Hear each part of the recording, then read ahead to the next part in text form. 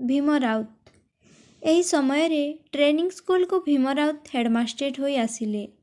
से double MA थिले। से देखिबाको गेड़ा सबले टिके नई पड़िबा परि दिसंती। से भारी बदरागी थिले। पिलामानंको किचिरी मिचिरी होई गंडगोल करिबार देखिले बेत धरिथिबा हातटी तांकर कप कप होई उठे।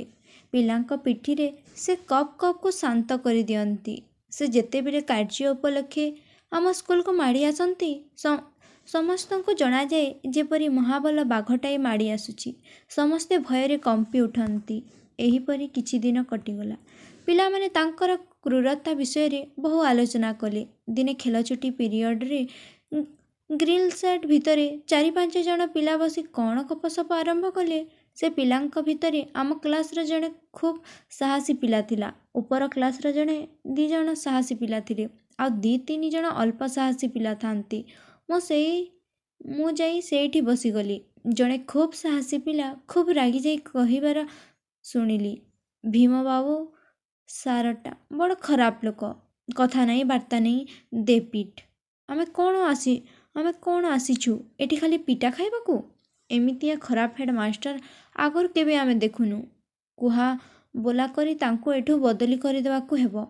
ସେ ସମୟରେ ସ୍କୁଲ ଇନ୍ସପେକ୍ଟରଙ୍କ ପୁଅ ଆମ ସାଙ୍ଗରେ ପଢ଼ୁଥିଲେ। ସମସ୍ତେ କହିଲେ ଯେ ତାକୁ କହି ତା ବାପାଙ୍କ ପାଖକୁ ଖବର ଦେବା, ଆମର ଦୁଃଖ ଜଣେଇବା। ସେ ପୁଅ କଥା ଶୁଣି ନିଶ୍ଚୟ ତାକୁ ବଦଲି କରିଦେବେ। ଆଉ ଜଣେ କଥାଟାକୁ ନାପସନ୍ଦ କରିଦେଇ କହିଲା, ଯେଉଁଟା ନ ହୋଇପାରିବ ସେମିତି କଥା କୁହ କାହିଁକି? ତା କଥା ଶୁଣି ତା ବାପା ଓଲଟି ତାକୁ ବାଡ଼େଇବେ। ଆଉ ଜଣେ କହିଲା, ରାତିରେ ତାଙ୍କ ଘର ଭିତରକୁ ଠେଲା ପକାଇବା। ପ୍ରତିବାଦ କରି ଆଉ ଜଣେ କହିଲା, ଯଦି ପୋଲିସ ହାବୁଡ଼ରେ ପଡ଼ିବା ତେବେ କ'ଣ ହେବ? ପିଲାଟିର ପାଟି ଅଫା ଅଫା ହୋଇଗଲା। ନିରାଶାର ଛାଇ ସମସ୍ତଙ୍କ ମୁହଁରେ ଖେଳିଗଲା। ପ୍ରବଳ ପରାକ୍ରମୀ ପୁଲିସ ଆଗରେ ମୁହାଁ ଗୁଣ୍ଡା ଆଣ୍ଠେଇ ପଡ଼ୁଛନ୍ତି। ପିଲାଙ୍କର ଆଉ ପ୍ରଶ୍ନ ଅଛି ନା? ସମସ୍ତଙ୍କ ମୁହଁରେ ନିରାଶାର ଛାଇ ଖେଳିଗଲା। ଜଣେ ମାର୍କାମରା ବୁଦ୍ଧିଆ ପିଲା ଚୁପଚାପ ହୋଇ ସବୁ ଶୁଣୁଥିଲା। ସେ ବଡ଼ କୌଶଳୀ ଓ ପେଞ୍ଚ କରିପାରେ ବୋଲି ତାର ଟିକେ ଖ୍ୟାତି ଥିଲା। ତା ଆଡ଼େ ସମସ୍ତେ ଚାହିଁଲେ। ସେ ଗମ୍ଭୀର ହୋଇ ଆରମ୍ଭ କଲା, ମୁଁ କିଛି କହୁନି କି କରୁନି। ଯଦି କହିବି ଓ କରିବି ତେବେ ଭୀମ ସାର୍ ଏ ଜାଗା ଛାଡ଼ି ପଳେଇବି। ମୁଁ ସେ ଆଡ଼କୁ ନଜର ଦଉନି ବୋଲି ଏମିତି ଲୀଳା ଚାଲିଛି। ମଝି ଦରିଆରେ ଭସୁଥିବା ପିଲାମାନଙ୍କ ପାଖରେ ଗୋଟେ ନାଁ ଆସି ଲାଗିଗଲା ପରା। ସମସ୍ତେ ତା ପାଖରେ କାକୁତି ମିନତି କଲେ। କ'ଣ ପେଞ୍ଚ ଜାଣିଛ? ଶୀଘ୍ର କର, ଆମକୁ ବଞ୍ଚାଅ। ପିଲାମାନେ ଅଯଥାରେ ମାଡ଼ ଖାଉଥିବେ ଆଉ ତୁମେ ଚୁପଚାପ ହୋଇ ବସିଥିବ। କ'ଣ କରିବ କୁହ? କ'ଣ ବାରମ୍ବାର ପେଞ୍ଚ ବିଷୟରେ ପଚରା ଯିବାରୁ ସେ ଆରମ୍ଭ କଲା, ଆରେ ଏଇଟା ଅତି ସାମାନ୍ୟ କଥାଟାଏ, କିନ୍ତୁ ଏହାକୁ ନେଇ ଆଣି ଥୋଇପାରିଲେ କାମ ଫତେ। ଏଥର ପିଲାମାନଙ୍କ ଆଗ୍ରହ ଆହୁରି ବଢ଼ିଗଲା। ସେ ଆହୁରି ଗମ୍ଭୀର ହୋଇ କହିଲା, ଆରେ ତୁମେମାନେ ଜାଣିଛ ନା ସେ ଜଣେ ସରକାରୀ ଚାକର? ସମସ୍ତେ କହିଲେ, ହଁ। ଯାହାର ହାଇଡ୍ରୋସିଲ୍ ଥାଏ ତାକୁ ସରକାର ଚାକିରି ଦିଏ ନାହିଁ। ଭୀମ ସାର୍ଙ୍କର ଗୋଟେ ହାଇଡ୍ରୋସିଲ୍ ଅଛି। ସେତକ ସରକାର ଜାଣେ ନାହିଁ। ତାକୁ ଲୁଚେଇ ରଖିବା ଲାଗି ଭୀମ ସାର୍ ସବୁବେଳେ ବଙ୍କେ ଚାଲନ୍ତି। ସରକାରଙ୍କ କାନରେ ଏଇଟା ପକେଇଦେଲେ ସାଙ୍ଗେ ଡିସମିସ୍। 7 ତାଲ ପାଣି ତଳୁ ହଜିଥିବା ଚାବିକାଠିଟା ସତେ ଯେମିତି ମିଳିଗଲା। ଆଉ ସମସ୍ତେ ଉତ୍ସାହିତ ହୋଇ ପଡ଼ିଲୁ। ପୁଣି ପ୍ରଶ୍ନ ଉଠିଲା, କିଏ ଯାଇ ସରକାରଙ୍କୁ ଏକଥା କହିବ? ସେ ପିଲା କହିଲା, ସରକାର କ'ଣ ପିଲାଙ୍କ କଥା ଶୁଣିବେ? ଆମେ ଯାଇ ଆମ ସ୍କୁଲ ଡାକ୍ତରଙ୍କୁ ଏକଥା କହିବା। ତାଙ୍କ ପାଖରେ କାକୁତି ମିନତି ହେବା। ତାଙ୍କ ଗୋଡ଼ ତଳେ ପଡ଼ିବା। ସରକାରଙ୍କୁ ଏ କଥା କହିଦେବା ଲାଗି ତାଙ୍କୁ ଅନୁରୋଧ କରିବା। ଡାକ୍ତର ବାବୁ ଆମ କାକୁତି ମିନତି ଶୁଣି ନିଶ୍ଚୟ ସରକାରଙ୍କୁ କହିଦେବେ। ତହିଁ ଆର ଦିନ ଭୀମ ସାର୍ ଡିସମିସ୍। ସମସ୍ତଙ୍କ ପିଣ୍ଡରେ ପ୍ରାଣ ପଶିଲା। ଆମ ସ୍କୁଲର ଡାକ୍ତର ସେତେବେଳେ ଥାନ୍ତି ସୁରେନ୍ଦ୍ର ସାହୁ। ଆମେ ଏଇ 5-6 ଜଣ ତା ପରଦିନ ଖେଳଛୁଟି ପିରିୟଡ଼ରେ ଯାଇ ତାଙ୍କ ପାଖରେ ଗୁହାରି କରିବା କଥା ଠିକ୍ ହେଲା। ପ୍ରକୃତରେ ଭୀମ ସାର୍ ଟିକେ ଲମ୍ବା କାମିଜ ପିନ୍ଧୁଥିଲେ। ଅଫିସକୁ ଆସିଲା ବେଳେ କାମିଜଟାକୁ ମୋଡ଼ାମୋଡ଼ି ପ୍ୟାଣ୍ଟ ଭିତରକୁ ଗୁଞ୍ଜି ଦେଉଥିଲେ। ସେଇଥିଲାଗି ପ୍ୟାଣ୍ଟ ଟିକେ ଉଚ୍ଚ ଦିଶୁଥିଲା। ସେ ମଧ୍ୟ ଟିକେ ବଙ୍କା ହୋଇ ଚାଲୁଥିଲେ। ପେଞ୍ଚୁଆ ପିଲାଟି ମନେ ମନେ ନିର୍ଦ୍ଧାର୍ଯ୍ୟ ଭାବରେ ଜାଣି ଯାଇଥିଲା ଯେ ଏଇଟା ନିଶ୍ଚିତ ଭାବରେ ହାଇଡ୍ରୋସିଲ୍ ବ୍ୟତୀତ ଆଉ ଅନ୍ୟ କିଛି ନୁହେଁ। ପରଦିନ ଖେଳ ଛୁଟି ପିରିୟଡ଼ ହେବା ମାତ୍ରେ ଆମେ ସମସ୍ତେ ଡାକ୍ତର ବାବୁଙ୍କ ଘର ଆଡ଼େ ଖୁବ୍ ତରତର ହୋଇଗଲୁ। ମୁଁ ତାଙ୍କ ସାଙ୍ଗରେ ଯାଉଥାଏ। ମୋର କିନ୍ତୁ ଭୟରେ ପ୍ରାଣ କମ୍ପି ଉଠୁଥାଏ। ଯଦି ଭୀମସାର କଥା ଜାଣିଯାଆନ୍ତି, ଆଉ ଯଦି ତାଙ୍କର କିଛି ନ ହୁଏ, ତେବେ ସେ ଆମମାନଙ୍କର ପିଠିରୁ ଛାଲ ଉତାରି ଦେବେ। କ'ଣ କରିବି ଭାବି ନ ପାରି ମୁଁ ରାସ୍ତା କଡ଼ରେ ପରିସ୍ରା କରି ବସିଗଲି। ସମସ୍ତେ ଭାବିଲେ ମୁଁ ପରିସ୍ରା ସାରି ବୋଧହୁଏ ତାଙ୍କ ସାଙ୍ଗରେ ଯୋଗ ଦେବି। ତେଣୁ ସମସ୍ତେ ତରତର ହୋଇ ଚାଲିଗଲେ। ସେମାନେ ଅଦୃଶ୍ୟ ହେବା ପର୍ଯ୍ୟନ୍ତ ମୁଁ ପରିସ୍ରା କରୁଥାଏ। ଯଦି କେହି ବାଟୋଇ ଯେତେବେଳେ ମୋ ଉପରେ ନଜର ପକାଇଥାନ୍ତି, ତେବେ ସେ ଭାବିଥାନ୍ତେ ଏଡ଼େ ଟିକେ ଛୁଆଟା ପୁଣି ବହୁ ମୂତ୍ର ରୋଗ ଧରିଛି। ପରିସ୍ରା ଛାଡ଼ି ମୁଁ ଉଠି ପଡ଼ିଲି। 2-3 ଇଞ୍ଚ ଜାଗା ମାତ୍ର ପରିସ୍ରାରେ ଓଦା ହୋଇଥାଏ। ମାତ୍ର 2 ଚାମଚ ପାଣିରେ ସେତିକି ଥାନ ଓଦା ହୋଇଯିବ। ମୁଁ ଉଠି ଖୁବ୍ ମନ୍ଥର ଗତିରେ ଧୀରେ ଧୀରେ ଆଗେଇଲି। ଛେଲିକୁ ହାଣ କାଟକୁ ନେଲା ବୋଲି ମୁଁ ଯାଉଥାଏ। ଅଳ୍ପ କିଛି ବାଟ ଯାଇ ଠିଆ ହେଲି। ସେମାନେ ଯାଇଥିବା ବାଟ ଚାହିଁ ରହିଲି। ଏହିପରି ଭାବରେ ପ୍ରାୟ 15 ମିନିଟ୍ ସେଇଠି ଲଙ୍ଗର ପଙ୍ଗର ହେଲି। ହଠାତ୍ ଦେଖିଲି ସେହି ପିଲାମାନେ ଛାନିଆରେ ଦୌଡ଼ି ପଳାଇ ଆସୁଛନ୍ତି। ବିପଦ ପଡ଼ିଯାଇଛି ଭାବି ମୁଁ ଆଗେ ଆଗେ ଦୌଡ଼ି ପଳାଇ ଆସିଲି ଏବଂ ଖେଳଛୁଟି ସମୟ ସରି ନଥିଲେ ସୁଦ୍ଧା ଶ୍ରେଣୀ ଭିତରେ ଯାଇ ଭଲ ପିଲା ପରି ବସିଗଲି। ମନେ ମନେ ଆମ ସାହି ଠାକୁରାଣୀ ମା ମଙ୍ଗଳାଙ୍କ ନାମ ବାରମ୍ବାର ସ୍ମରଣ କଲି। ସେମାନେ ସମସ୍ତେ ସ୍କୁଲକୁ ଆସି ନିଜ ନିଜର ବହିପତ୍ର ଧରି ଘରକୁ ପଳାଇଲେ। ଆମ କ୍ଲାସର ପିଲାଙ୍କୁ ପଚାରିବାକୁ ମୋର ସାହସ ହେଲା ନାହିଁ। ସେ ପିଲାମାନେ 4-5 ଦିନ ଯାଏ ସ୍କୁଲକୁ ଆସିଲେ ନାହିଁ। 2-3 ଦିନ ପରେ ଆମ କ୍ଲାସ ପିଲାଟି ଆସିଲା। ଖେଳଛୁଟି ପିରିୟଡ଼ରେ ସମସ୍ତେ କ୍ଲାସରୁ ଗଲାପରେ ସେ ଓ ମୁଁ କ୍ଲାସ ଭିତରେ ରହିଲୁ। ତାକୁ ମୁଁ ପଚାରିଲି, କ'ଣ ହେଲା କି ରେ? ଭୟ ମିଶ୍ରିତ କଣ୍ଠରେ ସେ ଚୁପ୍ ଚୁପ୍ କରି କହିଲା, ଡାକ୍ତରଙ୍କ ଘରେ ଯାଇ ଆମେ ସମସ୍ତେ ପହଞ୍ଚିଲୁ। ସମସ୍ତେ ନମସ୍କାର କଲୁ। ପେଞ୍ଚୁଆ ପିଲାଟି ପାଦ ଥୁଲି ନେଇ ମୁଣ୍ଡରେ ମାରିଲା। 1-2 ଜଣ ବି ଗୋଡ଼ ତଳେ ପଡ଼ିଥିଲେ। ସ୍ନେହରେ ସେ ପଚାରିଲେ, କ'ଣ ହେଲା କି ରେ ପିଲେ? ପେଞ୍ଚୁଆ କହିଲା, ସାର୍, ଭୀମସାର ଆମକୁ ଭାରି ବାଡ଼ଉଛନ୍ତି। ଡାକ୍ତରବାବୁ କହିଲେ, ତମେମାନେ ଦୁଷ୍ଟାମି କରିବ, ପାଠ ପଢ଼ିବନି, ସେ ବାଡ଼େଇବେନି ତ ଆଉ କ'ଣ ପୂଜା କରିବେ? ନାଇଁ ସାର୍, ଆମେ ଦୁଷ୍ଟାମି କରୁନୁ, ପାଠ ଠିକ୍ ଠିକ୍ ପଢ଼ୁଛୁ, ତଥାପି ସେ ଆମକୁ ବାଡ଼ଉଛନ୍ତି। ତେବେ ମୁଁ କ'ଣ କରିବି? ସାର୍, ତାଙ୍କୁ ତଡ଼ି ଦିଅନ୍ତୁ। ସେ ଖେଁ ଖେଁ ହୋଇ ହସି ଉଠିଲେ। କହିଲେ, ଆରେ ସେ କ'ଣ ମୋ ଅଧୀନରେ ଚାକିରି କରୁଛନ୍ତି ଯେ ମୁଁ ତାଙ୍କୁ ତଡ଼ି ଦେବି? ବରଂ ସେ ଚାହିଁଲେ ମୋତେ ତଡ଼ି ଦେବେ। କି କଥା କହୁଛୁ? ସାର୍, ଆପଣ ଇଚ୍ଛା କଲେ ସବୁ ତଡ଼ି ଦେଇପାରିବେ। ଦୂର ହୁଅ, ତୋ ମୁଣ୍ଡ କ'ଣ ଖରାପ ହୋଇଗଲାଣି କି ରେ? ତାକୁ ତଡ଼ିବ କିଏ? ସାର୍, ତାଙ୍କର ଗୋଟେ ଗୁମର ଅଛି। ସେତକ ଆପଣ ଫିଟେଇ ଦେଲେ ସେ ତଡ଼ା ଖାଇଯିବେ। ସରକାର ଆଉ ତାକୁ ରଖିବନି। କି ଗୁମର? ସାର୍, ତାଙ୍କର ଗୋଟେ ହାଇଡ୍ରୋସିଲ୍ ଅଛି। ହଇରେ ରହ, ତୁମ ଭୀମ ସାର୍ଙ୍କୁ ଯାଇ ଏସବୁ କଥା କହିବି। ତମ ଭଲିଆ ପିଲାଙ୍କୁ ସେ ବାଡ଼େଇବେନି ତ ଆଉ କାହାକୁ ବାଡ଼େଇବେ? ରହ, ତୁମ ସମସ୍ତଙ୍କୁ ଧରି ମୋ ଭୀମ ସାର୍ଙ୍କ ପାଖକୁ ନେଇଯିବି ଆଉ ଏ କଥା କହିଦେବି। ଆଉ କି ସମ୍ଭଲା ପଡ଼େ ଆମେ କେମିତି ସେଠୁ ଦୌଡ଼ି ପଳାଇ ଆସିବୁ ତାର ସହିଲା ନାହିଁ। ଆଉ କିଛି ସମୟ ଅପେକ୍ଷା କରିଥିଲେ ସେ ନିଶ୍ଚୟ ଆମ ଭିତରେ 2-3 ଜଣଙ୍କୁ ଧରି ଭୀମସାର ପାଖକୁ ଆସିଥାନ୍ତେ। ଭୀମସାର ଆମ ପିଠିରୁ ଛାଲ ଉତାରି ଦେଇଥାନ୍ତେ। ମୁଁ ଯେ ସେତେବେଳେ ରାସ୍ତା କଡ଼ରେ ବହୁ ସମୟ ଧରି ପରିସ୍ରା କରି ବୁଦ୍ଧିମାନର କାର୍ଯ୍ୟ କରିଛି, ତା ବେଶ୍ ଅନୁଭବ କରିପାରିଲି। କହିବା ବାହୁଲ୍ୟ ଯେ ଡାକ୍ତରବାବୁ ମୌଜି ଦେଖିବା ଲାଗି ଏ କଥା କହିଥିଲେ। ଆମମାନଙ୍କ ମନରୁ ଭୟ ସମ୍ପୂର୍ଣ୍ଣ ରୂପେ ଦୂର ହୋଇଯିବା ଲାଗି ପ୍ରାୟ 15-20 ଦିନ ଲାଗିଥିଲା। ଏ କଥାଟି କ୍ରମେ ପବନରେ ମିଳେଇଗଲା। ଇନ୍ସପେକ୍ଟରଙ୍କ ପରିଦର୍ଶନ। କିଛି ଦିନ ପରେ ବଡ଼ ଇନ୍ସପେକ୍ଟର ସ୍କୁଲ ପରିଦର୍ଶନ କରିବାକୁ ଆସିବେ ବୋଲି ଖବର ଆସିଲା। ତରବରରେ ସ୍କୁଲ ଘର ସବୁ ସଫେଇତି ହେଲା। ସ୍କୁଲ କମ୍ପାଉଣ୍ଡ ମଧ୍ୟ ଭଲ ଭାବରେ ଓଲାଯାଇ ସଫା କରାଗଲା। କେଉଁଠାରେ କାଗଜ ଟୁକୁରାଟି ନ ପକାଇବାକୁ ପିଲାମାନଙ୍କୁ ସତର୍କ କରି ଦିଆଗଲା। ଇନ୍ସପେକ୍ଟର ଆସିବା ଦିନ ସମସ୍ତେ ବାସି ଲୁଗା ଓ କାମିଜ ପିନ୍ଧି ଆସିବା ଲାଗି ପିଲାମାନଙ୍କୁ ମଧ୍ୟ କୁହାଗଲା। ସେହିଦିନ ଆମେ ସମସ୍ତେ ବାସି ଲୁଗା ପିନ୍ଧି ଖୁବ୍ ଆଗରୁ ଯାଇ କ୍ଲାସରେ ଖୁବ୍ ଶାନ୍ତଶିଷ୍ଟ ପିଲା ପରି ବସି ରହିଲୁ। ଝରକା ବାଟେ ଚାହିଁଥାଉ କେତେବେଳେ ଇନ୍ସପେକ୍ଟର ଆସିବେ। ଇନ୍ସପେକ୍ଟର ଗୋରା କି କଳା ତାହା ଜାଣିନଥାଉ। ଯାହା ହେଉ ଠିକଣା ସମୟ ଆସିଗଲା। ଡ୍ରିଲ୍ ମାଷ୍ଟର କମଲା ବାବୁ ଟ୍ରେନିଂ ସ୍କୁଲର ସ୍କାଉଟ୍ ମାନଙ୍କୁ ବାଡ଼ି ଧରି ଇନ୍ସପେକ୍ଟର ଆସିବା ବାଟରେ ଦୁଇ କଡ଼ରେ ଧାଡ଼ି କରି ଠିଆ କରାଇଦେଲେ।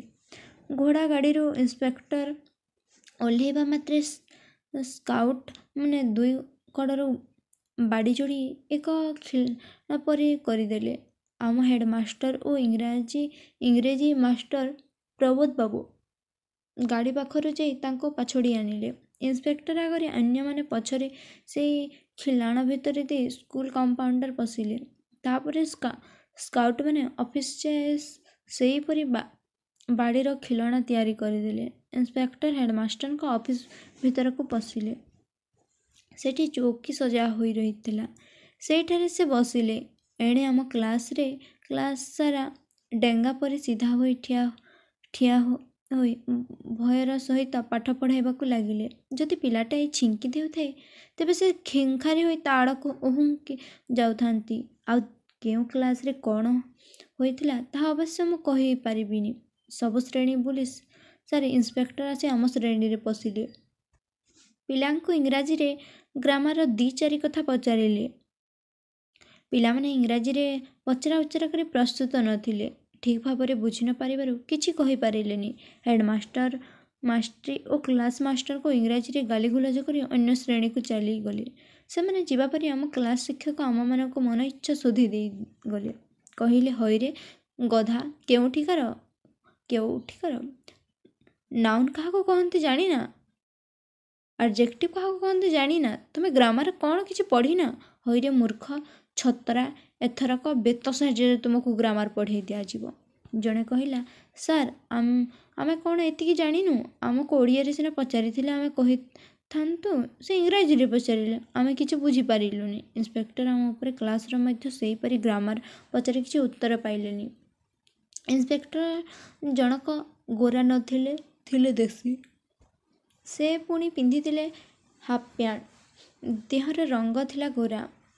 ପ୍ରାୟ 2 ଘଣ୍ଟା ଧରି ପରିଦର୍ଶନ କରି ସେ ଘୋଡ଼ା ଗାଡ଼ିରେ ଚଢ଼ି ଚାଲିଗଲେ। ହେଡ଼ମାଷ୍ଟ୍ରେ ଓ ଅନ୍ୟ ମାଷ୍ଟରଙ୍କ ମନରେ ବିଷାଦ ଭରି ଉଠିଥିଲା। ଆସ୍ତେ ଆସ୍ତେ ସବୁ ଖବର ଆମେ ଜାଣିପାରିଲୁ। ତାଙ୍କ ରିପୋର୍ଟରେ ସେ କୁଆଡ଼େ ଲେଖିଦେଇଥିଲେ ଯେ ଏ ସ୍କୁଲରେ ଗ୍ରାମାର ମୋଟେ ପଢ଼ାଯାଏନି। ବୃଥାରେ ଗୋଟେ ଲାଇବ୍ରେରୀ ଅଛି। ଦିନେ ହେଲେ ଗୋଟେ ବହି ଏଠାରୁ ପିଲାମାନେ ଇସୁ ହୋଇନାହିଁ। ତହିଁ ଆର ଦିନଠାରୁ ଇଂଲିଶ କ୍ଲାସମାନଙ୍କରେ ବେତର ପଟ୍ ପାଟ୍ ଶବ୍ଦ ଓ ମୃଦୁ କାନ୍ଦଣା ଶୁଭିବାକୁ ଲାଗିଲା। ହେଡ଼ମାଷ୍ଟ୍ରେ କଡ଼ା ଅର୍ଡ଼ର ପାସ୍ କରିଦେଲେ। କ୍ଲାସ୍ ମାଷ୍ଟ୍ରମାନେ ପାଳି କରି ଖେଳଛୁଟି ପିରିୟଡ଼ରେ ଗୋଟେ କ୍ଲାସ୍ ପିଲାଙ୍କୁ ଲାଇବ୍ରେରୀ ବହି ଇସ୍ୟୁ କରିବେ ଏବଂ ବହି ଫେରାଇବା ଦିନ ସେ ବହିରେ କ'ଣ ସବୁ ଲେଖା ହୋଇଥିଲା ବୋଲି ସେ ବହି ନେଇଥିବା ଛାତ୍ରଙ୍କୁ ପଚାରିବେ। ଏଇଟା ଖୁବ୍ କଡ଼ାକଡ଼ି ଭାବେ ପାଳନ କରାଗଲା ଏବଂ ହେଡ଼ମାଷ୍ଟରଙ୍କ ପ୍ରତ୍ୟକ୍ଷ ତତ୍ତ୍ୱାବଧାନରେ କାମଟି ସୁରୁଖୁରୁରେ ଚାଲିଲା। ମୋର ଲାଇବ୍ରେରୀ ବହି ପଠନ।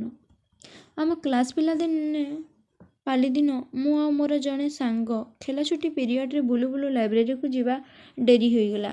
ଲାଇବ୍ରେରୀରୁ ବହି ଆଣିବା କଥା ମନେ ପଡ଼ିଯିବାରୁ ଆମେ ଦୁହେଁ ଲାଇବ୍ରେରୀକୁ ତରତର ହୋଇ ଗଲୁ।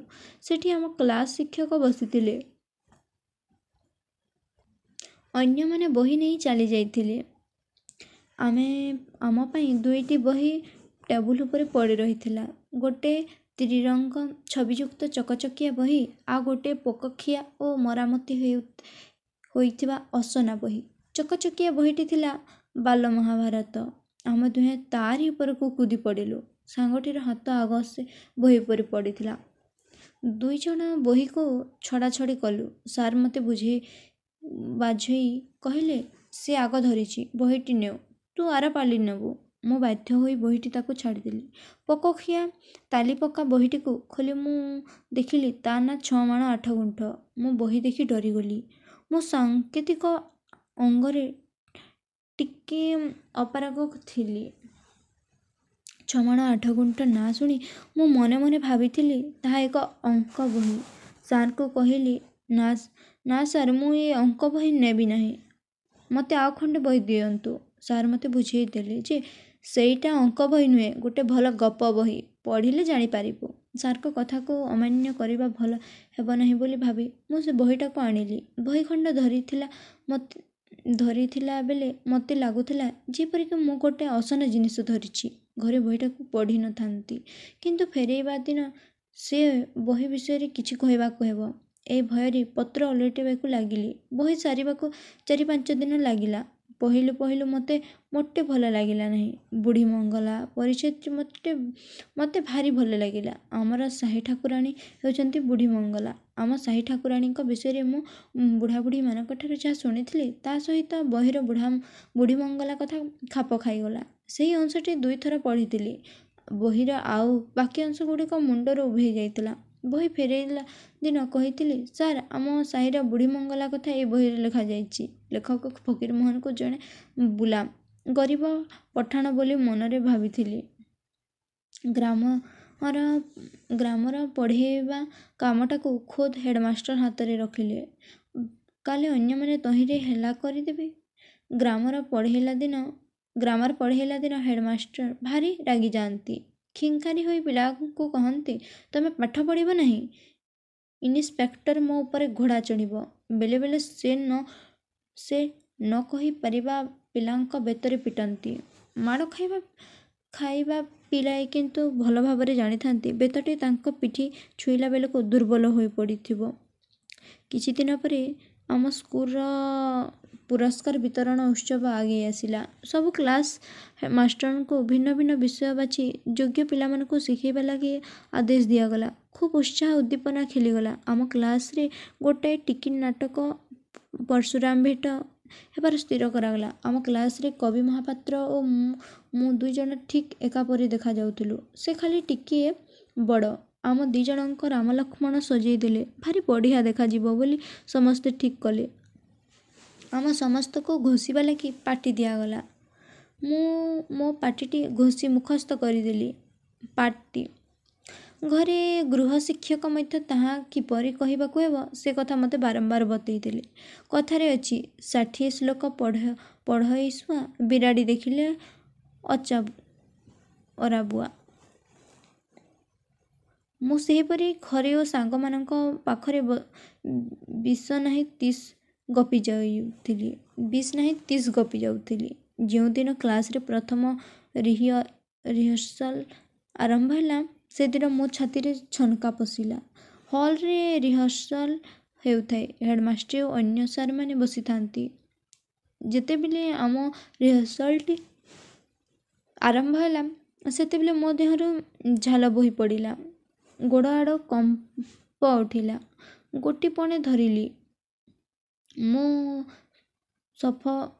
ସଂଲାପଟି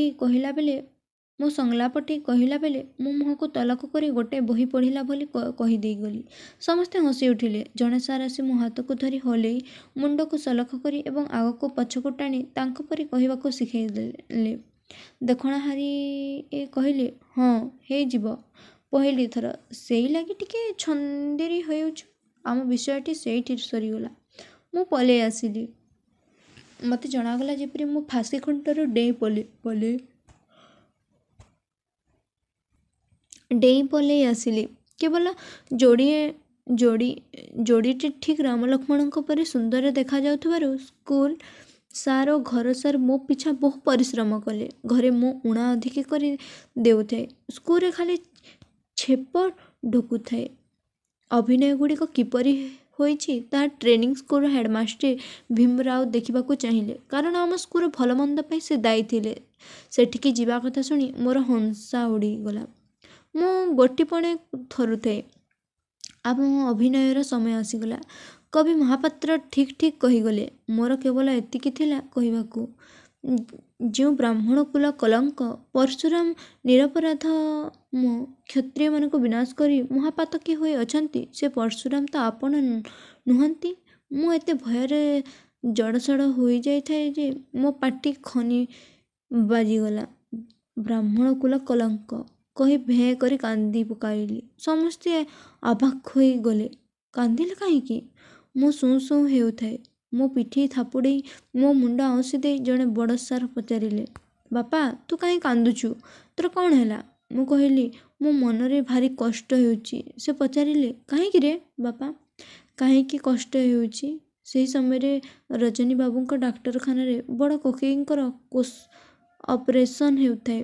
ସେ କଥାଟା ମୋ ମନରେ ପଡ଼ିଗଲା। ତତ୍କ୍ଷଣାତ୍ ମୁଁ କହିଦେଲି, ସାର୍ ମୋ ବଡ଼ କୋକେଇଙ୍କର କୋଷ ଅପରେସନ୍ ହେଉଛି। ସମସ୍ତେ ହୋ ହୋ ହୋଇ ହସି ଉଠିଲେ। ମୋତେ ବୁଝଉଥିବା ସାର୍ ବିରକ୍ତ ହୋଇ କହିଲେ, ଆରେ ବାପା, ତୋର ରକ୍ତ ଅପରେସନ୍ ହେଉନାହିଁ, ତୋତେ କଷ୍ଟ କାହିଁକି ହେଉଛି? ଭୀମ ସାର୍ କହିଲେ, ଥାଉ ଥାଉ, ଗୋଟେ ପିଲାକୁ ସେ ପାଠଟା ଦିଅ। ସେ ଡରକୁଲାଟା, ତା ଦେଇ କିଛି ହେବନି। ମୋତେ ଜଣାଗଲା ଯେପରି କେହି ଏକ ଦେବଦୂତ ଆସି ମୋତେ ମୃତ୍ୟୁ ମୁଖରୁ ଉଦ୍ଧାର କଲେ। ଘରେ ସମସ୍ତେ ଏହା ଶୁଣି ମୋ ଉପରେ ବିରକ୍ତ ହେଲେ। ମୁଁ କିନ୍ତୁ ରକ୍ଷା ପାଇଯାଇଛି ବୋଲି ମନେ ମନେ ଆଶ୍ୱସ୍ତ ହୋଇଗଲି। କିଛି ଦିନ ପରେ ବଡ଼ କୋକେଇ ବସନ୍ତ ରୋଗରେ ମରିଗଲେ। ଅନ୍ୟ ଘରେ ଖୁବ୍ କାନ୍ଦକାଟା ଲାଗିଲା।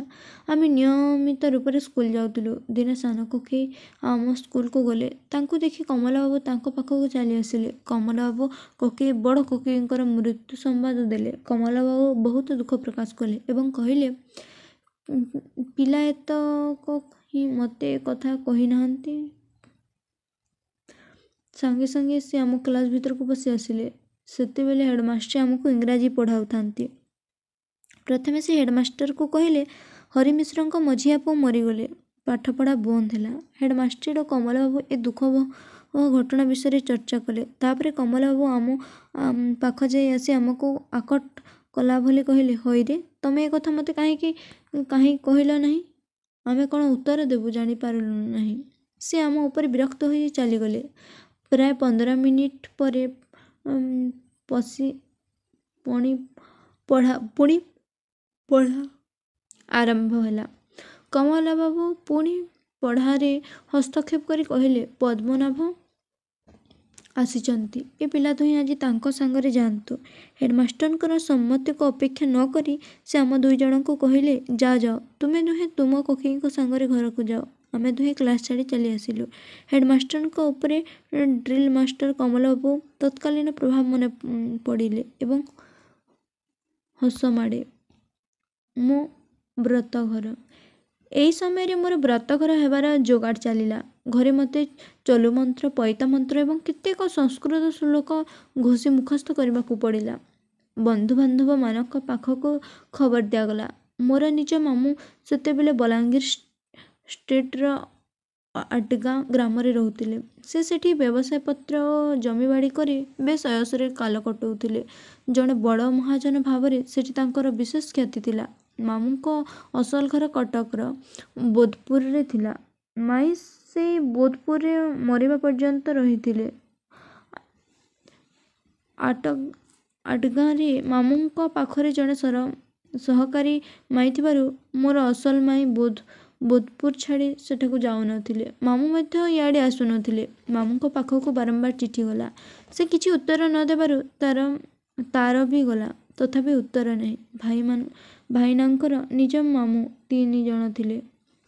ମୋତେ ସମସ୍ତେ ଭଲ ପାଉଥିଲେ। ତେଣୁ ମୋର ମାମୁଁ କାମ ଚଳେଇ ନେବା ଲାଗି ସେମାନେ ଆଗେଇ ଆସିଲେ। ଅସଲ ମାମୁଁ ଆସିବେନି ବୋଲି ଭାବି ବୋଉ ମନରେ ଭାରି ଦୁଃଖ ହେଉଥିଲା। ଚାରିକର୍ମର ପୂର୍ବଦିନ ମାମୁଁ ହଠାତ୍ ଆସି ପହଞ୍ଚିଗଲେ। ଆଗ ସେ ମୋତେ କାଖେଇ ପକେଇଲେ। ବୋଉ ଆନନ୍ଦ କାନ୍ଦି ପକେଇଲା। ଯାହା ହେଉ, ମୋତେ ମାମୁଁ ଛେଉଣ୍ଡ ହେବାକୁ ପଡ଼ିନଥିଲା। ବ୍ରତଘର 3-4 ଦିନ ପୂର୍ବରୁ 2 ଜଣ ଗୁଡ଼ିଆ ଆସି ମିଠେଇ ତିଆରି ଲାଗି ପଡ଼ିଲେ। ପ୍ରାୟ 3-4 ଟିଣ ଗୁଆ ଘିଅ ମିଠେଇ ତିଆରି ହେବାକୁ ଆସିଲା। ଆମ ଘରେ ଆନନ୍ଦ ଉଲ୍ଲାସର ହାବୁକା ଉଠୁଥାଏ।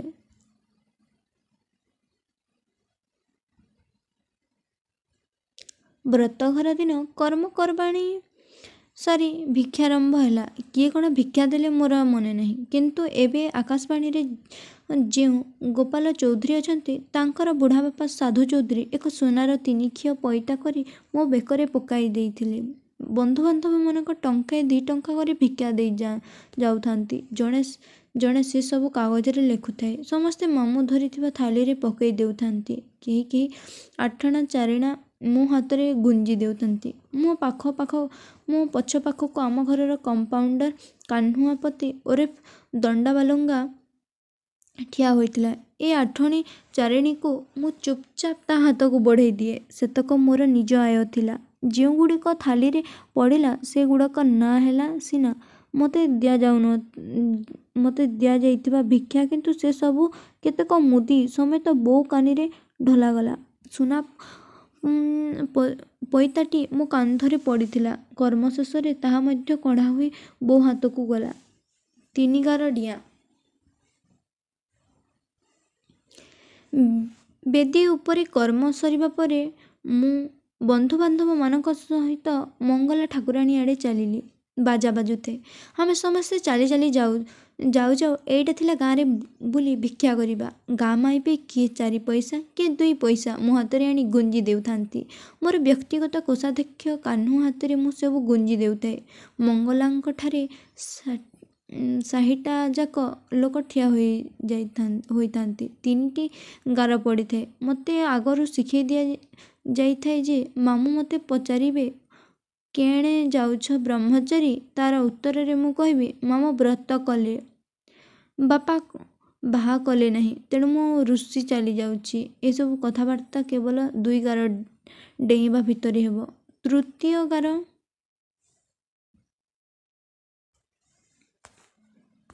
ଗାର ଡେଇଁବା ପୂର୍ବରୁ ମାମୁଁ ଅଟକେଇ ଦେଇ ମୋତେ କହିବେ ଆଚ୍ଛା ମୁଁ ତୋତେ 3ଟା ବାହା କରେଇ ଦେବି। ଏତେ ଲୋକ ଭିଡ଼, ଏତେ ହଇଚଇ ଭିତରେ ମାମୁଁ ମୋତେ ଅଟକେଇ ଦେବାକୁ ଭୁଲିଗଲେ। ସେ 3ଟା ବାହାଘର କରେଇ ଦେବେ ବୋଲି କହିବା ପୂର୍ବରୁ ମୁଁ 3ୟ ଗାର ଡେଇଁ ଯାଇଥିଲି। ହଠାତ୍ ଆଉ ଜଣେ ମାମୁଁ ଏହା ଦେଖିପାରି ମୋତେ 3ୟ ଗାର ପଛକୁ ଟାଣି ଆଣିଲେ। କିନ୍ତୁ ଏହା ଅଛପାର ହେଲା ନାହିଁ। ଗୁପ୍ତରେ ମାମୁଁଙ୍କ ସମସ୍ତେ ଉତ୍ସନ୍ନ କଲେ। ସେଇଠୁ ମଙ୍ଗଲା ଠାକୁରାଣୀଙ୍କ ପାଖରୁ ସମସ୍ତେ ଫେରିଲୁ। ମୁଁ ଘରେ ପହଞ୍ଚିବା ପୂର୍ବରୁ କେହି ଜଣେ ଦଉଡ଼ି ଆସି ବୋଉ ଆଗରେ କହିଦେଲା ରାମ ଭୁଲରେ 3 ଗାର ଡେଇଁଗଲା। ଗଛ କାଟିଲା ପରି ସେ ଦୁଲ୍ କରି ପଡ଼ିଯାଇ ମୂର୍ଚ୍ଛା ଗଲା। ଘରେ ଗୋଟାଏ କରୁଣ ବାତାବରଣ ସୃଷ୍ଟି ହୋଇଗଲା। ଆମେ ସମସ୍ତେ ଘରେ ପହଞ୍ଚିବା ବେଳକୁ ତା'ର ମୂର୍ଚ୍ଛା ଭାଙ୍ଗିବାର ଚେଷ୍ଟା ଚାଲିଥାଏ। ମୁଁ ପହଞ୍ଚିବାର କିଛି ସମୟ ପରେ ତା'ର ମୂର୍ଚ୍ଛା ଭାଙ୍ଗିଲା। କୋକେଇ ମାମୁଁ, ବାପା ଓ ଅନ୍ୟାନ୍ୟ ମାଇଁ ତାଙ୍କୁ ପ୍ରବୋଧ ଦେଇ କହିଲେ ଏଡ଼େ ମିଛ କଥାଟାଏ କିଏ ଆସି କହିଦେଲା? ମାମୁଁ ବାତ ଫରସି କରି କହିଲେ ମୁଁ ରାମକୁ ମୋ କଡ଼େ ଧରି ବଡ଼ ହୁସିଆରେ 2ୟ ଗାର ଟପିବା ମାତ୍ରେ ଅଟକେଇ ଦେଲି। ସେଇଠି ବାହାଘର କରେଇ ଦେବି ବୋଲି କହି ସେଇଠୁ ଫେରେଇ ଆଣିଛି। ମୁଁ ଖୁବ୍ ହୁସିଆରରେ ତାକୁ ଅଟକେଇ ରଖିଥିଲି। ମାମୁଁଙ୍କ କଥା ଶୁଣି ବୋଉ ଟିକେ ଆଶ୍ୱସ୍ତ ହେଲା ଏବଂ ଗୋଟେ ଜାଗାରେ ଯାଇ ଚୁପଚାପ ବସି ରହିଲା। ସମସ୍ତେ ସ୍ୱଚକ୍ଷୁରେ ମୋତେ 3 ଗାର ଭିତରେ ଥିବା କଥା ଦେଖିଛନ୍ତି ବୋଲି ଢାଁ ମିଛ କଥାଟାକୁ ଆହୁରି ଅଧିକ ମିଛ ବୋଲି କହିଲେ। ସେଇ ସମୟଠାରୁ ବୋଉର ମୁହଁରୁ ପ୍ରସନ୍ନତା ଲୁଚି ଯାଇଥିଲା। ବ୍ରତଘର ହେବା ଯାଏ ମୁଁ ଲଙ୍ଗଲା ହୋଇ ହଗି ଯାଉଥିଲି। ଘରେ ରହିବା ସମୟତକ ସର୍ବଦା ଲଙ୍ଗଲା ହୋଇ ରହୁଥିଲି। ବୋଉ ମୋତେ ନିତି ବୁଝଉଥାଏ ଗାମୁଛା ପିନ୍ଧି ପୋଖରୀ ପାଣି ଯିବୁ। ପୋଖରୀ ପାଣି ବସିବା ବେଳେ କଛା ଖୋଲି ଆଗ କଡ଼େ ଖୋସିଦେବୁ। ଛୁଞ୍ଚି ହେବାକୁ ଗଲାବେଳେ ଗାମୁଛା ଖସେଇ ପକେଇବୁ। ପୁଣି ପୋଖରୀରେ ଛଞ୍ଚି ହେଲାବେଳେ ଗାମୁଛାଟିକି ଛଞ୍ଚ ହେବୁ। ହାତ ମାଟି କରି ପୁଣି କଛା ମାରିବୁ ଏବଂ ଘରକୁ ଚାଲି ଆସିବୁ। ହଗି ବସିବାଠାରୁ ପାଣି ସରିବା ଯାଏ ଡାହାଣ କାନରେ ପଇତାଟି ଗୁଡ଼ାଇ ଦେଇଥିବୁ। କାନରେ କାହିଁକି ଗୁଡ଼ାଇବି ବୋଲି ପଚାରିବାରୁ ସେ ମୋତେ କହିଲା କାନରେ ଗଙ୍ଗା ଅଛନ୍ତି, ତେଣୁ ପଇତାଟା ଅପବିତ୍ର ହୁଏ ନାହିଁ। ଆଉ ମଧ୍ୟ ମୋତେ ବାରମ୍ବାର ତାଗିଦ କରି ଦେଇଥିଲା ହଗି ବସିବା ଓ ପରିସ୍ରା କରିବା ବେଳେ କାନରେ ପଇତା ଦେବୁ ଏବଂ ମୁହଁ ଫିଟେଇ କିଛି କହିବୁ ନାହିଁ। ମୁହଁଟି ବନ୍ଦ ରଖିଥିବୁ। ଆମ ଘର ଆଗରେ ଥିବା ରାସ୍ତାର 2 ପାଖରେ ପ୍ରାୟ 22 ଏକର ଜମି ମିଶ୍ର ବଂଶର ଥିଲା। ବହୁ ଆମ୍ବ ଗଛ, ବାଉଁଶ ଗଛ ଭର୍ତ୍ତି ହୋଇଥିଲା। ସେ 2 ପାଖ ଯାକ ବଡ଼ ନିଛାଟିଆ ଥିଲା। କାହ୍ନୁ ଓରଫ ଦଣ୍ଡା ବାଲୁଙ୍ଗା ମୋତେ ବ୍ରତଘର ପରେ ତା'ର ପୁରାଣ ଫିଟେଇ କହିଲା ହଇରେ ରାମ, ତୁ ପଇତାର ଘଇତା କିଏ ଜାଣିଛୁ? ମୁଁ କହିଲି ନାହିଁ। ସେ କହିଲା ଆରେ ଜାଣିଛୁ ନା, ତୋତେ ଏକୁଟିଆ ଦେଖି ଆମ୍ବ ଗଛରୁ ବ୍ରହ୍ମଦୈତ୍ୟ ଓହ୍ଲେଇ ପଚାରିଦେବ ପଇତାରେ ଘଇତା କିଏ? ତୁ ଯଦି କହି ନ ପାରିବୁ ତେବେ ସେ ତୋତେ ହାଡ଼ରେ ପିଟି ମାରିଦେବ। ମୋର ରୁମ୍ ଟାଙ୍ଗୁରି ଉଠିଲା। ଭାବିଲି ଏଡ଼େ ବଡ଼ ବିପଦଟାଏ ମୋ ମୁଣ୍ଡରେ ଆଣି ଥୋଇଦେଲେ। କେହି ତ ଏ କଥା କହିଲେ ନାହିଁ। ଭୟରେ ପଚାରିଲି ଘଇତା କିଏ? ସେ କହିଲା ମନେ ରଖିଥା, ଭଲ କରି ଘଷି ଦେଇଥା। ପଇତାର ଘଇତା ହେଉଛି ଗଣ୍ଠି। ସେହି ଦିନଠାରୁ ମୁଁ ମନେ ରଖିବା ପାଇଁ ଘୋଷି ଲାଗିଲି ପଇତାର ଘଇତା ଗଣ୍ଠି ପଇତାର ଘଇତା ଗଣ୍ଠି ମୋର ମନେ ରହିଗଲା। ଆମର ସେତେବେଳେ ପାଇଖାନା ତିଆରି ହୋଇନଥାଏ। ନିଜର ବିସ୍ତୃତ ଧାନ ଜମିରେ ବଡ଼ି ଭୋର ଏବଂ ସନ୍ଧ୍ୟାବେଳେ ବୋଉ ଓ ଖୁଡ଼ୀମାନଙ୍କ ସାଙ୍ଗରେ ମୁଁ ଝାଡ଼ା ଫେରି ଯାଉଥିଲି। ଦିନେ ଦ୍ୱିପହରରେ ମୋତେ ଝାଡ଼ା ଦେଖେଇଲା। ମୁଁ ବୋଉକୁ କହିଲି, ବୋଉ ମୋତେ ଝାଡ଼ା ମାଡ଼ିଲାଣି, ମୁଁ ଏକୁଟିଆ ଯିବି କେମିତି? ବୋଉ କହିଲା, ହଁ ସେ ପୋଖରୀ ପାଖରେ ଲୋକ ଥିବେ, ସଡ଼କରେ ବି ତ ଲୋକ ଯିବା ଆସିବା କରୁଛନ୍ତି, ଚାଲିଯା, ଅନ୍ଧାର ତ ହୋଇନି, ଡରିବାର କିଛି ନାହିଁ। ମୁଁ ଦୁଇ ସାରି ପୋଖରୀକୁ ଶୌଚ ହେବାକୁ ଗଲାବେଳେ ମନେ ପଡ଼ିଲା ବ୍ରହ୍ମଦତ୍ତ କଥା। ଭାବିଲି ବ୍ରହ୍ମଦତ୍ତ ଆସି ମୋ ଆଗରେ ଠିଆ ହୋଇଗଲେ ତାକୁ ଦେଖିବା ମାତ୍ରେ ତ ମୋ ଜୀବନ ଛାଡ଼ିଯିବ। ପୁଣି ପଇତାର ଘଇତା ଗଣ୍ଠି ବୋଲି ତାକୁ କହିବି କେମିତି? ମୁଁ ମନେ ମନେ ଭାବିଲି ସେ ତ ଶୁଣିପାରିବନି, ସେ ନିଶ୍ଚୟ ପିଟିବ। ଏଣେ ବୋଉ ବାରମ୍ବାର କହିଛି ଝାଡ଼ା ଫେରି ପାଣି ସରିବା ଯାଏ ପାଟି ଫିଟାଇ କିଛି ହେଲେ କହିବୁନି। କିରେ କ'ଣ ଏବେ ବ୍ରହ୍ମଦତ୍ତ ହାବୁଡ଼ରେ ବଞ୍ଚିବେ କିପରି? କାହ୍ନୁଆ ମୋତେ ବୁଦ୍ଧି ବତେଇବା ସଙ୍ଗେ ସଙ୍ଗେ କହିଥିଲା ବ୍ରହ୍ମଦତ୍ତକୁ ଗଣ୍ଠି ବୋଲି କହିଦେବା ମାତ୍ରେ ସେ ଛାନିଆରେ ଲଙ୍ଗଲା ମୁକୁଲା ହୋଇ ପଳେଇବ। ମୁଁ ନିବାରଣ ସୂଚକ ବା ପ୍ରିଭେଣ୍ଟିଭ୍ ଉପାୟ ଗ୍ରହଣ କଲି। କେହି ତ ନାହାନ୍ତି, କଥା କହିଲେ କିଏ ଅବା ଶୁଣୁଛି? ତହୁଁ ମୁଁ ଟିକେ ଉଚ୍ଚ ସ୍ୱରରେ କହିବାକୁ ଲାଗିଲି, ମୁଁ ଜାଣିଛି ପଇତାର ଘଇତା ଗଣ୍ଠି, ମୁଁ ଜାଣିଛି ପଇତାର ଘଇତା ଗଣ୍ଠି, ମୁଁ ଜାଣିଛି ପଇତାର ଘଇତା ଗଣ୍ଠି। ଶୌଚ ସାରି ଘରକୁ ଫେରିବା ପର୍ଯ୍ୟନ୍ତ ମୁଁ ସେହିପରି କହି ଲାଗିଥାଏ। ମୋର ଦୁର୍ଭାଗ୍ୟକୁ ଜଣେ ବଡ଼ ମଣିଷ ବାଉଁଶ ବୁଦା ଆଢ଼ୁଆଳରେ ଦୁଇ କରୁଥିଲା। ସେ ଝାଡ଼ା ଫେରି ସାରି ଶୌଚ ପୂର୍ବରୁ ମୋର ଏପରି କହିବାର ଶୁଣିଥିଲା। ସେ ଆସି ଘରେ କହିଦେଲା, ରାମୁ ଆଜି ଝାଡ଼ା ଫେରିଥିଲେ ସୁଦ୍ଧା କହୁଥିଲା, ମୁଁ ଜାଣିଛି ପଇତାର ଘଇତା ଗଣ୍ଠି। ଏହିପରି କହି କହି ସେ ଶୌଚ ହେବାକୁ ଗଲା ଏବଂ ଘରକୁ ଫେରିବା ପର୍ଯ୍ୟନ୍ତ ସେମିତି କହୁଥିଲା। ଘରେ ବିରକ୍ତିର ଢେଉ ଖେଳିଗଲା।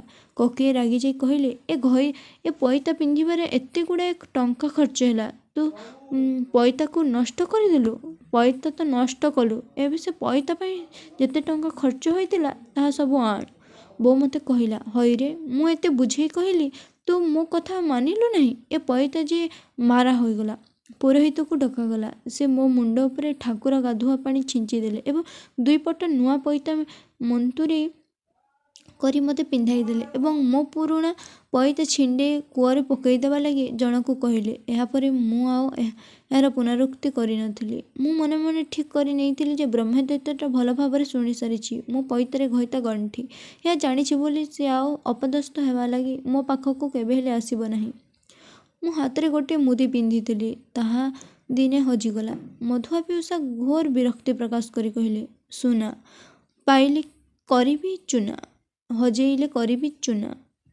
ସୁନା କେଉଁଠି ପାଇଲେ ଖରାପ, ହଜେଇଲେ ବି ଖରାପ। ବୋଉ ମୋ ଉପରେ ଠାକୁର ଗାଧୁଆ ପାଣି 2-3 ଦିନ ଯେ ସିଞ୍ଚିଥିଲା ଏବଂ ଠାକୁରଙ୍କ ପାଖରେ ମୁଣ୍ଡିଆ ମାରି ମୋ ଲାଗି ବହୁତ କିଛି ମିନତି କରିଥିଲା।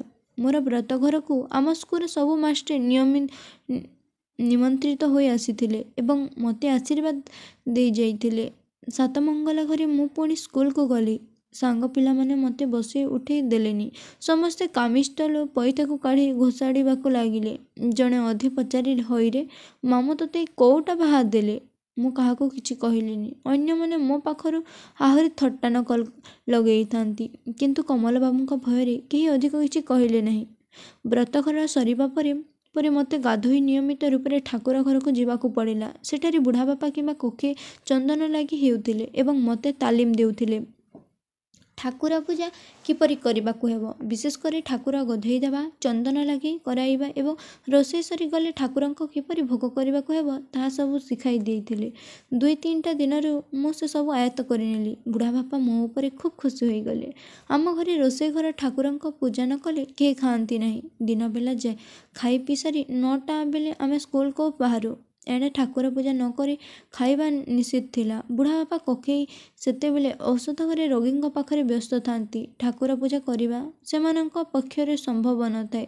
ବାଧ୍ୟ ହୋଇ ଭାଇନା କିମ୍ବା ମୁଁ ଠାକୁର ପୂଜା କରି ଖାଇ ବସୁ। ତାପରେ ବାହାରୁ। ରାତିବେଳା ଆମେ ଘରୋଇ ମାଷ୍ଟରଙ୍କ ପାଖରେ ପାଠ ପଢ଼ୁ। ବୁଢ଼ାବାପା ଓ କୋକେଇ ନୟାସଡ଼କରେ ଥିବା ଆମ ଔଷଧ ଦୋକାନରୁ ଫେରି ଘରେ ନ ପହଞ୍ଚିବା ପର୍ଯ୍ୟନ୍ତ ଆମର ପଢ଼ା ସରିବା ଉପାୟ ନଥାଏ। ସେମାନେ ଫେରିବା ପର୍ଯ୍ୟନ୍ତ ଆମର ପଢ଼ିବାର ଧୈର୍ଯ୍ୟ ନଥାଏ। ଆମେ ଢୋଲେଇ ବେଳେ ବେଳେ ବହି ଉପରେ ମୁଣ୍ଡ ମାଡ଼ି ଦେଉ। ମାଷ୍ଟରଙ୍କ ଖିଙ୍ଖାର ଓ ସମୟ ସମୟ ବେତ ଆମକୁ ଉଠାଇ ଦେଉଥିଲା। ବେଳେ ବେଳେ ସ୍ୱୟଂ ମାଷ୍ଟର ଏକାବେଳକେ ଲମ୍ବିଯାଇ ଘୁଙ୍ଗୁଡ଼ି ମାରନ୍ତି। ଆମକୁ ତାଗିଦ କରି ଦିଅନ୍ତି ଯେ ବୁଢ଼ାବାପାଙ୍କ ଫେରିବା ସମୟ ହୋଇଗଲେ ତାଙ୍କୁ ଉଠାଇ ଦେବାକୁ ହେବ। ଆମେମାନେ ମଧ୍ୟ ଏଥିରେ ସମ୍ମତ ହୋଇଯାଉ। ମାଷ୍ଟ୍ରେ ଶୋଇପଡ଼ିଲେ ଆମକୁ ପଢ଼ାପଢ଼ିର ଅବ୍ୟାହତ ମିଳିଯାଏ। ଆମେ ବାରଣ୍ଡାରେ ଟିକେ ବୁଲାବୁଲି କିମ୍ବା ଗପସପ କରୁ। ରାସ୍ତାକୁ ବାରବାର ନଜର ଦେଇଥାଉ। ସେମାନେ ଫେରିବା ବେଳେ ପ୍ରଥମେ ଆମର ଦ୍ୱିତୀୟ କମ୍ପାଉଣ୍ଡର ଲଣ୍ଠନଟିଏ ଧରି ଆଗେ ଆସେ। ତା ପଛରେ ବୁଢ଼ାବାପା ବାଡ଼ିଟିଏ ଧରି ଚାଲି ଆସନ୍ତି ଏବଂ ତାଙ୍କ ପଛରେ କକେଇ ଆସନ୍ତି। ଏ ଦୃଶ୍ୟ ଦୂରକୁ ଦେଖିବା ମାତ୍ରେ ଆମେ ଚଟାପଟ ବହି ପାଖରେ ବସିଯାଇ ମାଷ୍ଟରଙ୍କୁ ଉଠାଇ ଦେଇ ବଡ଼ ପାଟିରେ ବହି ଘୋଷିବାରେ ଲାଗିଯାଉ। ମାଷ୍ଟ୍ରେ ମଧ୍ୟ ଖୁବ୍ ବଡ଼ ପାଟିରେ ଆମକୁ ବୁଝାଇବାକୁ ଲାଗି ପଡ଼ନ୍ତି। ବୁଢ଼ାବାପା କକେଇ ଆମ ପଢ଼ିବାର ଓ ମାଷ୍ଟରଙ୍କ ପଢ଼ାଇବାର ନିଷ୍ଠା ଦେଖି ଖୁବ୍ ଖୁସି ହୋଇଯାଆନ୍ତି। ଘରେ କକେଇ ଗାମୁଛା ପାଲଟି ଗୋଡ଼ ହାତ ଧୋଇ ଠାକୁର ଘରକୁ ଯାଆନ୍ତି। ବୋଉ ଥାଳିରେ ଭାତ ନେଇ ଥୋଇ ଦେଇ ଆସେ। କକେଇ ପୂଜା ସାରିବା ପରେ ବୋଉ ଥାଳି ନେଇ ଆସେ। କକେଇ ଠାକୁରଙ୍କୁ ଘୋଡ଼ାଘୋଡ଼ି କରି ଦେଇ କବାଟ ଲଗାଇ ଦେଇ ଚାଲି ଆସନ୍ତି। ଠାକୁର ପୂଜା ଘଣ୍ଟି ଆମ କାନରେ ପଡ଼େ।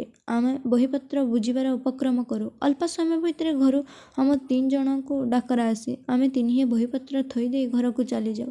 ନୀତି ଯେ ଏହିପରି ହୁଏ ତାହା ନୁହେଁ। ଦିନେ ଦିନେ ବୁଢ଼ାବାପା ବଜାରକୁ ଯିବାରୁ ଆମ ପାଠପଢ଼ା କୋଠରୀରେ ତାସ ଖେଳ ଆରମ୍ଭ ହୋଇଯାଏ।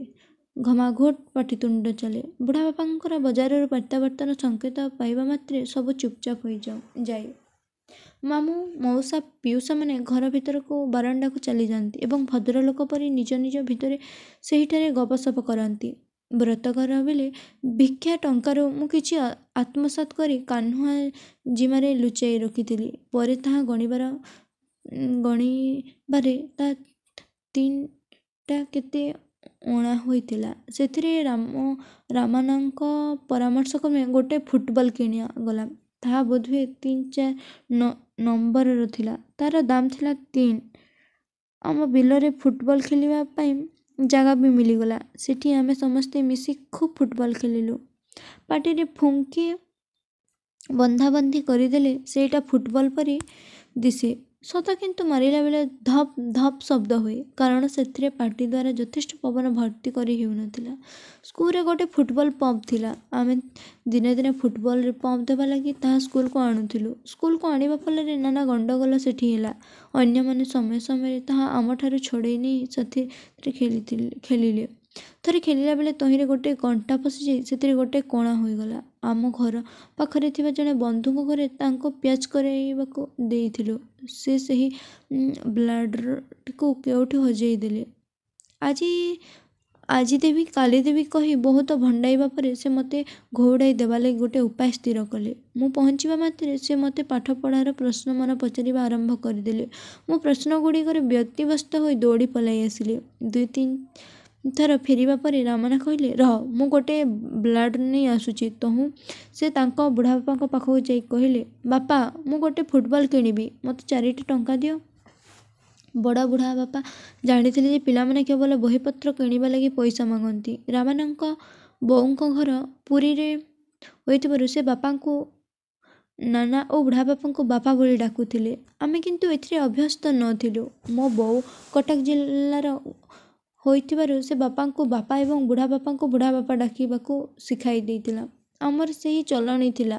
ରାମାନଙ୍କ ବୁଢ଼ାବାପା, ଯାହାକୁ କି ଆମେ ବୁଢ଼ାବାପା ବୋଲି ଡାକୁଥିଲୁ, ସେ ଚଟାପଟ 4ଟି ଟଙ୍କା ଦେଇଦେଲେ। ସଙ୍ଗେ ସଙ୍ଗେ ଆଉ ଗୋଟିଏ ଭଲ ଫୁଟବଲ ଆସିଗଲା। ଆମ ଖେଳରେ ଆଉ କିଛି ବ୍ୟାଘାତ ଘଟିଲା ନାହିଁ। ଆମର ଆଗ ଫୁଟବଲଟି ଆମେ ଅତି ଶୀଘ୍ର ଭୁଲିଗଲୁ, କାରଣ ସେଇଟା ପୂରା ଗୋଲ ନଥିଲା। ପମ୍ପ ଦେବା ପରେ ତାର ଆକାର ବଡ଼ ବିଚିତ୍ର ଧରଣର ହୋଇଯାଇଥାଏ। ଗୋଲ ଅଥଚ ଟିକେ ଚେପ୍ଟା। ସେଇଟା ଏପରି କାହିଁକି ହେଲା, ଆମେ ତାହା କହିବାକୁ ଅସମର୍ଥ। ବଡ଼ ବୁଢ଼ାବାପା ରାମାନଙ୍କୁ 4 ଟଙ୍କା ଦେଇ କିଛି ଦିନରେ ତାଙ୍କ ଘରୋଇ ମାଷ୍ଟରକୁ ଯାଇ ପଚାରିଲେ, ହଇ ହୋ ମାଷ୍ଟ୍ରେ, ଆମ ରଘୁନାଥ କ'ଣ ଗୋଟେ ଫୁଟବଲ ବହି କିଣିବ ବୋଲି ମୋଠୁ 4 ଟଙ୍କା ଆଣିଲା। ସେ ବହି କିଣିଲା ନା? ମାଷ୍ଟ୍ରେ ବଡ଼ ବିବ୍ରତ ହୋଇ ପଡ଼ିଲେ। ଯଦି ସତ୍ କଥାଟା କହିଦେଉଛନ୍ତି ତେବେ ରାମନା ଗାଲି ଫଜିତ୍ ଏବଂ ମାଡ଼ ବି ଖାଇବାର ଆଶଙ୍କା ଥିଲା। ତେଣୁ ସେ କହିଲେ, ହଁ ହଁ କିଣିଛି। ବଡ଼ ବାପା ପଚାରିଲେ, କ'ଣ ସେଟା ସଂସ୍କୃତ ବହି ତ? ମାଷ୍ଟ୍ରେ କହିଲେ, ହଁ ହଁ। ବଡ଼ ବୁଢ଼ା ବାପା ମାଷ୍ଟ୍ରଙ୍କୁ ତାଗିଦ କରି କହିଲେ, ତାକୁ ଶ୍ଲୋକଗୁଡ଼ାକ ପୂରାପୂରି ଘୋଷେଇ ଦେବ। ମାଷ୍ଟ୍ରେ ମଧ୍ୟ ତାହା କରିବାକୁ ସମ୍ମତ ହୋଇଗଲେ। ବଡ଼ ବୁଢ଼ା ବାପା ମନ ଖୁସିରେ ଘରକୁ ଫେରିଗଲେ।